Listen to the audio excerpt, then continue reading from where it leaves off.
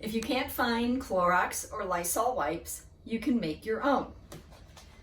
You're going to take a roll of paper towels and cut them in half.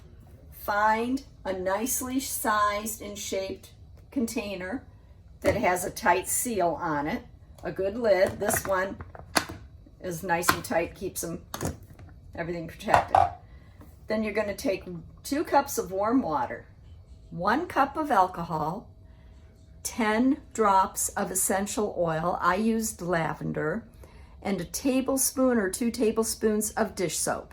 Mix all your liquids together, pour it over your paper towel in here, and you can wait until you get the center of the cardboard in the center wet and pull it out. I pulled mine out before I got it wet.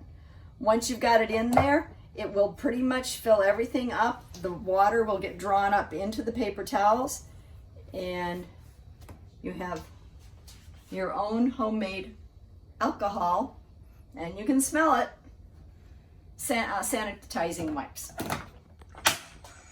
Excellent job.